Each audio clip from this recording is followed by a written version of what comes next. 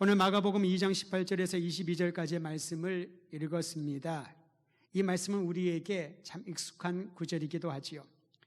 유대인에게 있어서 율법은 하나님께서 주시는 구속의 언약을 담고 있습니다. 특히 메시아가 오시면 완전한 회복과 구원이 이루어질 것이다 라는 기대감을 가지고 메시아의 오심을 그렇게 기다리고 있었던 신앙이 유대 종교의 신앙이었습니다. 그런데 정작 메시아이신 예수님께서 그들에게 오셨지만 예수님을, 메시아를 알아보지 못했습니다. 도리어 예수님이 유대교의 전통과 이상을 흔들고 위협하는 대상으로 간주하고 예수님을 거부하고 배척했던 그 역사를 우리는 알고 있습니다. 오늘 본문에 나오는 금식에 관한 이 논쟁도 그런 배경에서 나왔습니다. 유대인들의 눈으로 볼 때 예수님의 삶과 주님의 제자들의 모습은 유대 종교의 이상과 괴리감이 있었던 것이지요. 유대 종교 관행에 의하면 모든 유대인은 1년에 한 번씩 모든 공동체가 금식을 했습니다. 대속죄일에 금식을 합니다. 여호와 하나님 앞에 자신의 죄를 참회하는 민족 전체의 중요한 종교 의식이 또는 행위가 금식하는 거였습니다. 바리새인들은 더 나아가서 일주일에 2번씩 매주 월요일과 목요일은 금식을 했습니다. 모든 사람들이 잘 알고 있습니다. 바리새파 사람들은 금식을 중시한다. 일주일에 2번은 금식을 한다. 여러분 어떻습니까? 금욕적인 수행을 했던 세례 요한의 제자들도 금식하는 것을 영성의 중요한 요소로 여겨왔습니다. 그런데 예수님의 제자들을 보니 금식을 하지 않는 거예요. 예수님도 공생애를 시작하시기 전에 40일 동안은 광야에서 금식하셨지만은 그 뒤로 금식이 얼마나 중요한지 예수께서는 강조하거나 가르치지 않으셨습니다. 이런 분위기에서 왜 예수님의 제자들은 금식하지 않고 왜 예수님은 이 중요한 영성을 보여주는 외적 활동인 금식을 가르치지 않으실까? 의아해하며 주님께 질문했던 것입니다. 근데 여러분 그저 의아해서 질문한 것이 아니라 이 질문을 통하여 예수님의 가르침과 주님의 제자들에 대하여 비방하고 공격하려고 하는 의도가 다분히 보이는 거지요.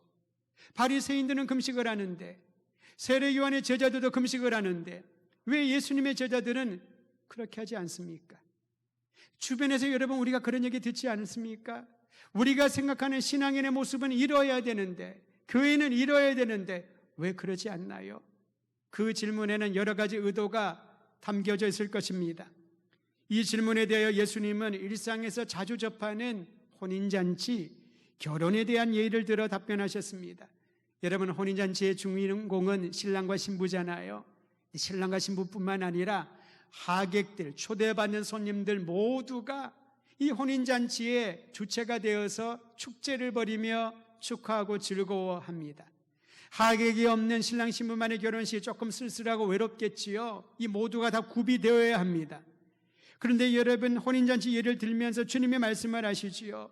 신랑과 신부와 초대받는 손님들이 있을 때는 모두 즐거워하며 기뻐할 것이지만 만일 신랑을 빼앗길 경우가 생기면 어떤 연유이든지 신랑이 또는 신부가 그 자리에 없는 경우가 생기면은 그때 애통해하며 금식하지 않겠느냐. 예수님은 이 혼인잔치 예를 들면서 주님이 장차 당하실 십자가의 고난과 죽음을 암시하셨던 것입니다. 주님이 전하시는 이 메시지, 주님과 함께하는 이 시간은 금식을 잠시 멈추고 이제 우리의 죄를 짊어지고 고난당하실 예수님을 바라보면서 우리의 죄를 애통해야 하며 참회하며 금식하며 주님 앞에 엎드릴 때가 있다라는 것입니다.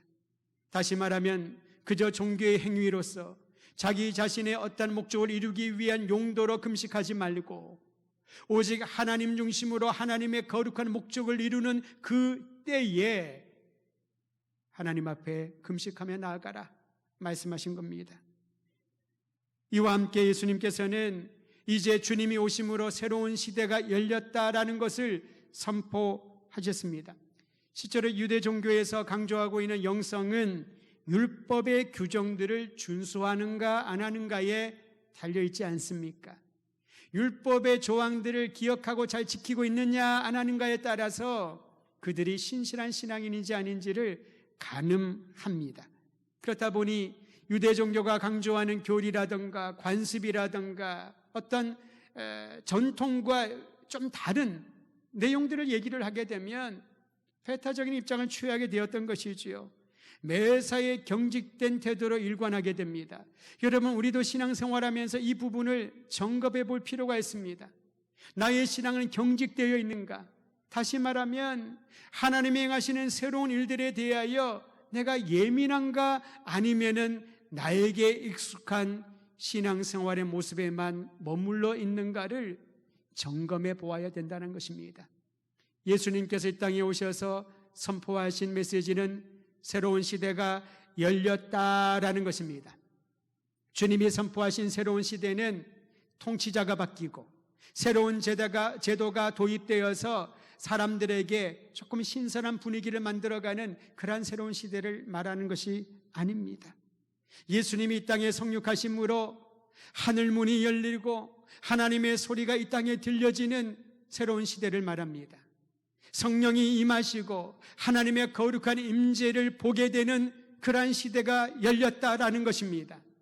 구원의 은총을 경험하고 하나님의 영광이 예수님을 통하여 이 땅에 임했다라는 새로운 시대를 우리에게 선포하셨습니다. 예수님이 선포하신 새로운 시대를 맞이할 준비를 하려면 어떻게 해야 되는가? 오늘 주님은 두 가지 비유를 들어서 예수님이 선포하신 새로운 시대를 잘 준비하라고 제자들에게, 그리고 오늘 우리들에게 도전하십니다. 그것은 헤어진 옷을 깁는 비유와 포도주를 담는 용기에 대한 비유입니다. 여러분, 헤어진 옷에 새천 조각을 대고 깁는 사람은 없지요. 요즘은 다 무슨 옷을 깁든지 아니면은 옷을 마음껏 살 수 있는 그러한 상황이 되었습니다만은, 수십 년 전만 하더라도, 우리의 어린 시절만 생각을 하더라도 옷이 구멍이 나면은 다 깁지 않습니까? 낡은 옷에 새 천조각을 붙이면은 그것은 옷을 못 쓰게 만드는 것일 겁니다. 새 포도주는 새 가죽 부대에 넣는 것이 상식입니다. 왜냐하면 포도주가 발효되면서 부피가 팽창하게 되니 낡은 가죽 부대는 터져버리지 않을까요? 모두가 알고 있는 이 두 가지 상식에 관한 비유를 예수님이 말씀하셨습니다. 핵심은 무엇입니까?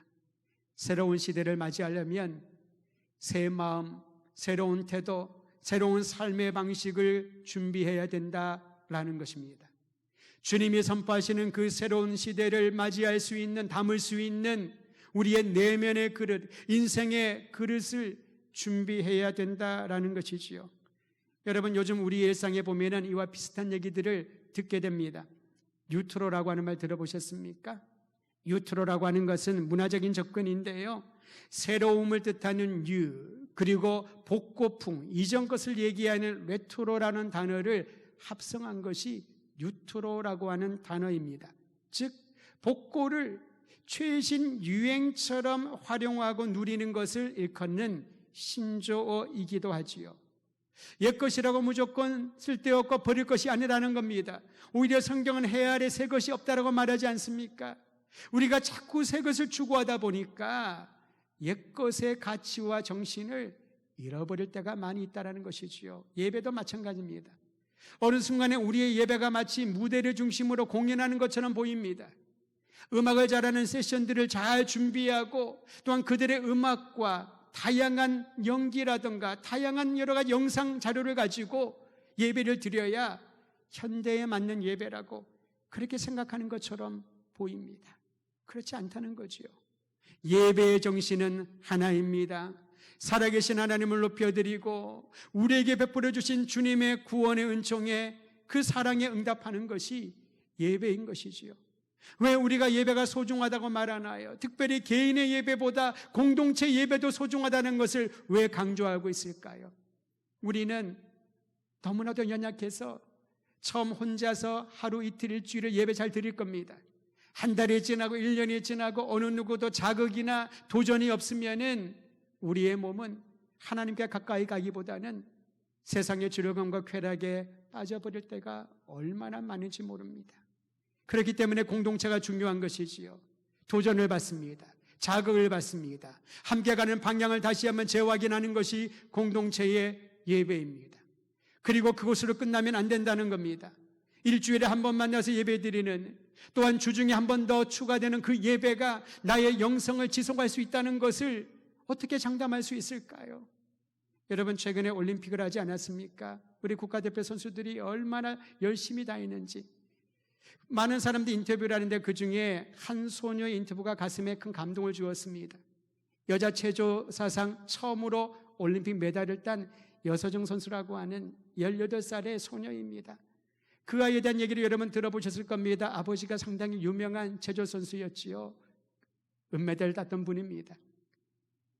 부녀가 메달을 딴 것은 참으로 힘든 일일 겁니다. 이 아이가 그 기술 하나를 습득하기 위해서 연습하는 거 보니 5초의 동작을 보여주기 위하여 같은 기술을 5,000번 이상을 연습을 한답니다.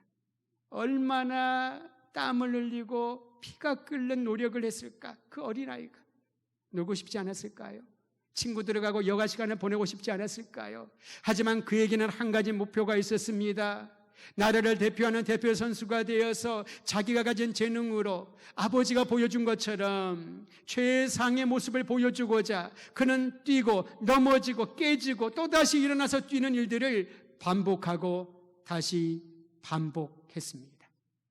올림픽 메달을 땄기 때문에 칭찬하는 것이 아니라 그 소녀가 보여준 그 열심과 열정이 큰 감동과 도전을 주는 겁니다. 그런데 우리는 하나님의 사람으로, 하나님의 자녀로 주의 뜻 가운데 새로운 시대를 맞이할 새 그릇으로 준비하기를 원한다고 하면서 우리의 영혼의 그릇을 닦고 준비하고 거룩하게 변화시키기 위하여 하나님께 우리의 시간을 어떻게 드리나요? 잠잠히 주님 앞에서 점검해 보아야 될 부분일 것입니다. 옛것이 새것을 만나 또 다른 새로운 형태를 만들어 가는 것처럼 오늘 변함없는 진리의 복음의 말씀이 우리로 하여금 이 시대를 주도하고 선도할 수 있는 하나님의 거룩한 그릇으로 만들어갈 수 있도록 여러분과 저희 자신을 주님 앞에 내려놓는 결단의 시간이 되기를 주의 이름으로 축원드립니다. 예수님이 가르치고 선포하신 새로운 시대의 핵심은 하나님 나라입니다. 하나님 나라가 가까이 왔다입니다. 일반적으로 우리가 생각하는, 예전에도 그랬습니다마는 천국은, 하나님 나라는 죽으면 가는 나라라고 생각하지 않았습니까? 그렇다 보니 현실의 어려움을 그냥 참고 또 참고 눈물을 삼키고 참으면 이 땅을 떠난 이후에 천국의 기쁨을 저 세상에서 맛보게 될 것이다. 그런 생각을 하면서 참고 또 참았던 신앙생활을 해왔습니다. 천국은 지상에서 경험할 수 없는 초월적인 추상적인 실체라고 그렇게 인식을 했던 것이지요. 근데 여러분, 성경을 보면 우리 주님은 그렇게 말씀하지 않으셨습니다. 하나님 나라가 가까이 왔다, 주님의 나라가 임했다라고 말합니다. 예수님이 제자들에게 가르쳐 주신 기도, 우리가 매일 기도하는 그 기도에도 보면은 주의 나라가 임하게 하소서, 예수님이 이 땅에 성육하심으로 임하신 하나님의 나라, 보여주신 하나님의 나라가 이제 완성되는 그날까지 오늘도 주님의 나라 안에 주의 백성으로 살게 하소서. 이것이 우리의 기도인 것이지요. 여러분, 우리가 나라, 왕국이라고 하면은 대부분 공간이나 영역을 생각을 하지 않습니까? 우리가 대한민국을 떠나서 다른 나라에 가려면은 비자가 있어야 됩니다. 체류할 수 있는 증명을 보여주어야 그 나라에 입국이 되지 않겠습니까? 그런데 우리나라 어디를 가든지 우리는 비자라든가 다른 허가증을 받을 필요가 전혀 없습니다. 왜냐하면 대한민국이라고 하는 영토 안에 사는 우리가 주권을 가진 국민이기 때문에 그렇지요. 이 영역을 넘어서면은 다른 부가적인 서류들이, 또한 자료들이 반드시 있어야만 되는 것입니다. 그런데 하나님의 나라는 그렇지 않습니다. 마치 울타리처럼 이 안에 소위 교회라고 하는 신앙 공동체 안에 있으면은 우리는 하나님 나라 백성처럼 마음껏 이렇게 살아가다가 이곳을 벗어나면은 무기력한 그러한 인생으로 살아서는 안 된다는 것이지요. 나라를 뜻하는 이 헬라어가 바실레이아라는 단어를 사용하는데 이 단어가 굉장히 특별합니다. 영역이나 공간을 말하는 것이 아니라 하나님의 나라 바실레이아 투 테우라고 하는 이 말은 최고의 통치권, 왕의 권세를 의미합니다. 즉 하나님의 나라가 임하였다라고 하는 것은 공간적인 어떠한 천상의 나라가 이 지상에 임하는 것이 아니라 하나님의 통치가, 하나님의 다스림이, 왕의 권세가 주님을 예배하고 주님을 따르는 구원받은 백성들에게 임해졌다라는 것입니다. 할렐루야. 하나님의 통치가 임하면, 주님의 권세가 임하면은 어떤 일이 일어나나요? 그 하나님의 권세가 우리에게 위임되는 것입니다. 주님의 통치권이 우리에게 위임되는 것이지요. 전에는 마귀의 권세 안에, 죄악의 권세 안에 살았다면은 죄가 조종하는 대로 이리저리 흔들리면서 죄책감에 굴욕당하며 살았던 인생이었다면은 하나님의 나라 백성으로 살아가는 이들은 더 이상 죄의 노예가 아니라 하나님의 자녀로서 모든 권한과 주님의 백성으로서 모든 특권을 누리며 살아가게 되는 것입니다. 비록 현실은 언제 끝인지 보이지 아니하는 암울한 터널을 지날지라도, 비록 현실은 육체적인 질병과 경제적인 어려움 가운데 눌려 있을지라도 하나님의 왕권과 권력을 받은 주의 백성들은 능히 그것을 이길 수 있는 힘과 희망을 이 땅에서 경험하며 살아가게 되는 것이지요. 하나님 나라 백성으로 살아가는 성도 여러분, 주님이 주신 이 권세를 누리며 날마다 당당하시기를 주의 이름으로 축원드립니다. 모든 질병과 어려움과 육체적인 고난을 향하여 주님의 권세로 선포하십시오. 떠나갈지어다. 자유케 하여 질지어다. 우리를 억압하고 눌리는 모든 현상 가운데서 주 예수 그리스도의 이름으로 참된 자유와 해방을 누리게 되기를 주의 이름으로 축원드립니다. 하나님 나라, 우리에게 열려진 새로운 시대입니다. 이런 시대를 살아가는 하나님의 자녀들은 이제 주님의 나라의 관점과 가치를 가지고 살아갈 것을 요청받았습니다.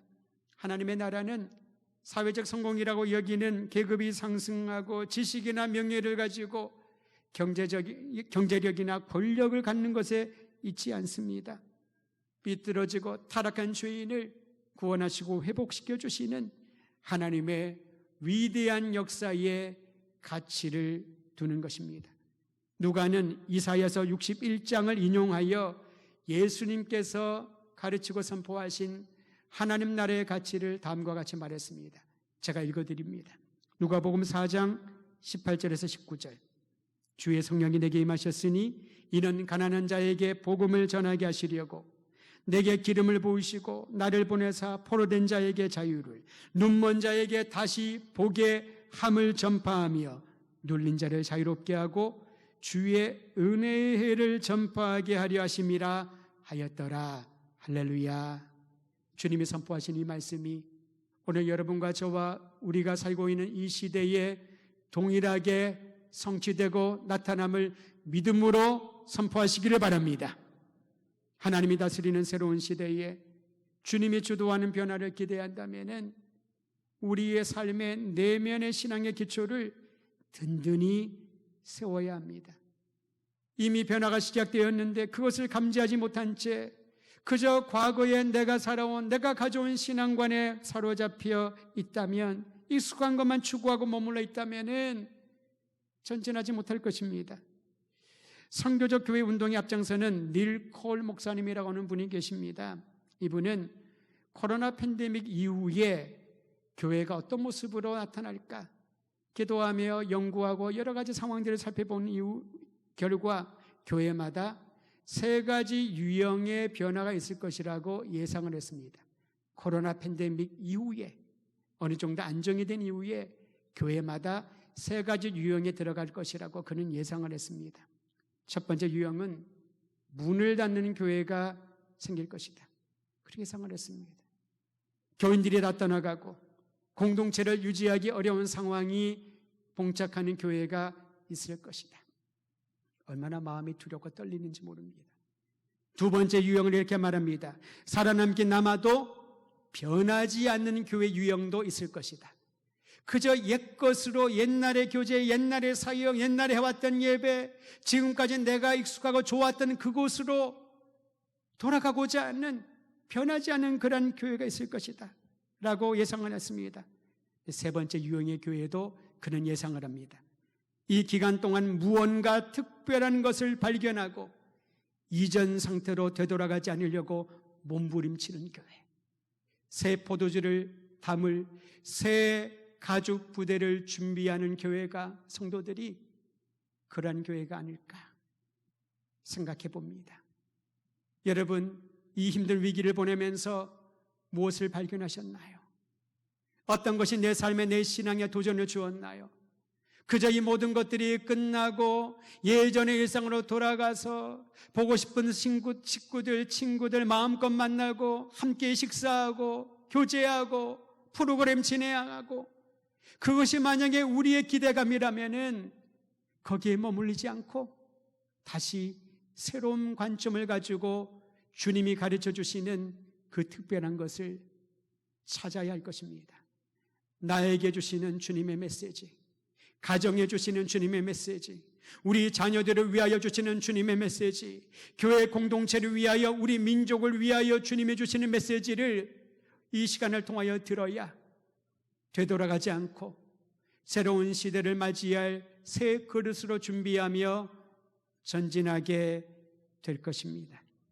특히 우리의 신앙, 우리의 교회의 사역으로, 사명으로 되돌아보면은 교회와 예배와 사역과 복음 전도와 삶의 목적이 성경이 우리에게 가르치는 바 그 기초의 본질에 충실할 수 있도록 준비하고 체력을 키워야 된다는 겁니다. 영적인 체력 말이지요.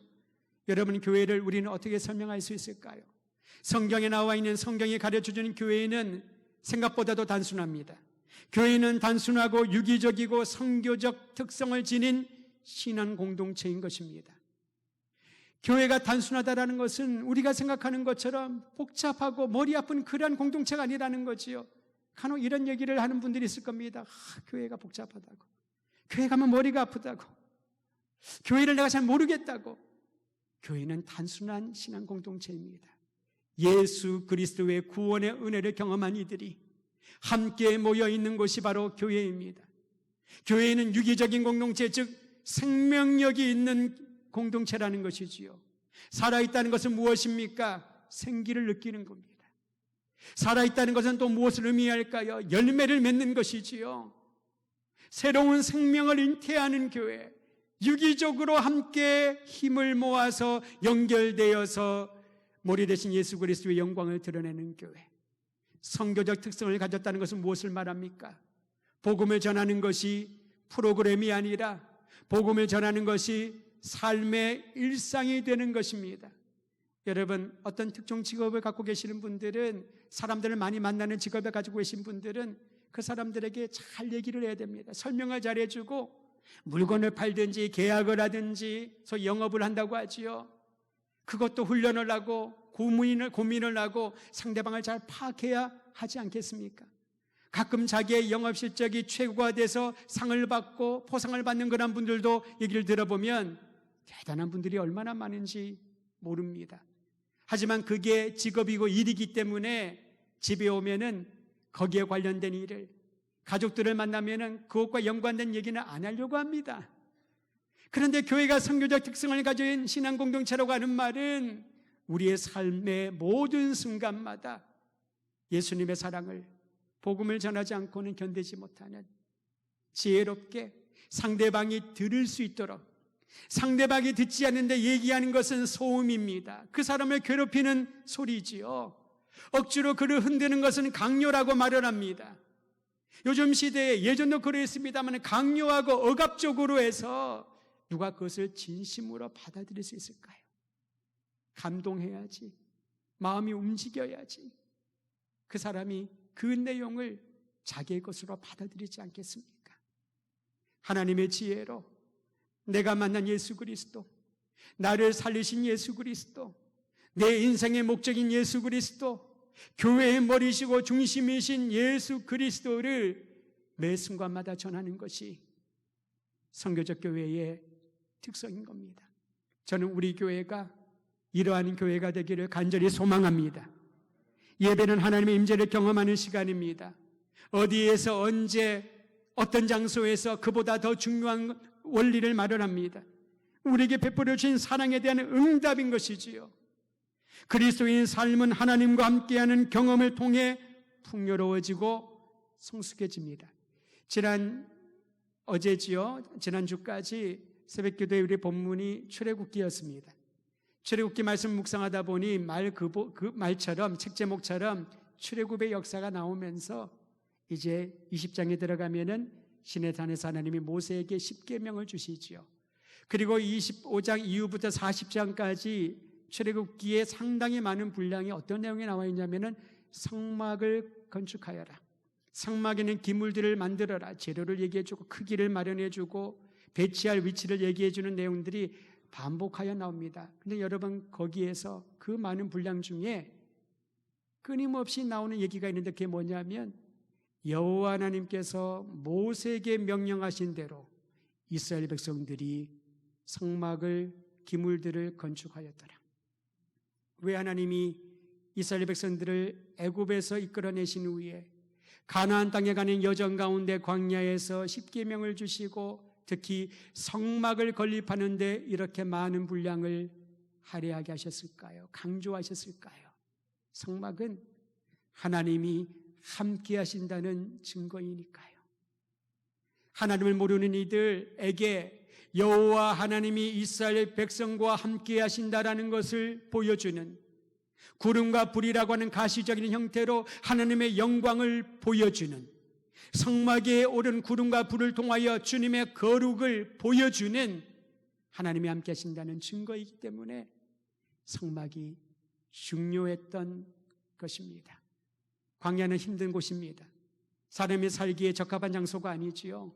물도 없고 먹을 것도 없고 평탄하지 않습니다. 사람들은 여행 삼아 광야를 한번 가보겠지만은 거기서 1년, 10년, 40년 살아보라고 하십시오. 두 손 두 발 다 들고 싫다고 할 것입니다.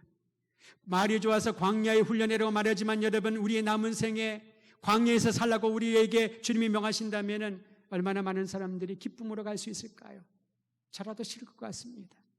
하지만 하나님께서 우리가 싫어하는 그 환경을, 하지만 가나안 땅으로 가기 위하여 반드시 건너야 되는 광야라고 하는 현실을 통과할 수 있도록 성막 가운데 함께 하시고, 이제 오늘 날을 특별한 장소가 아닌 예수 그리스도를 보내심으로 주님을 구주로 영접한 사람들에게 우리가 살아있는 성전이요 하나님의 임재를 경험할 수 있는 놀라운 축복을 허락하여 주셨습니다.